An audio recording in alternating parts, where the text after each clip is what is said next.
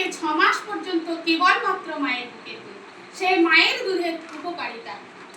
জাল লাগে না, জল লাগে না, লাগে না কো বাটি, সব খাবারের চেয়ে যেন মাতৃদুগ্ধ থাকে। মাতৃদুগ্ধ করালে পান, শিশু হবে শক্তিমান। বুকের দুধ খাওয়ানোর সময় শিশুকে মায়ের ত্বকের সংস্পর্শে রাখুন এবং শিশুর চোখের দিকে তাকিয়ে থাকুন। মায়ের স্বাস্থ্যই যেন শিশুর স্বাস্থ্য গড়ে, মায়ের যত্ন নেওয়া চাই প্রসবের আগেও পরে। শিশুর কোলের শিশু খাবে শুধু বুকের দুধ, লাগবে না আর কোনো ওষুধ। প্রথম টিকা কোলোস্ট্রাম, বুকের দুধেই সবল প্রাণ। মায়ের দুধেই শিশুর বল, দুধ খাওয়ালে পাবে ফল।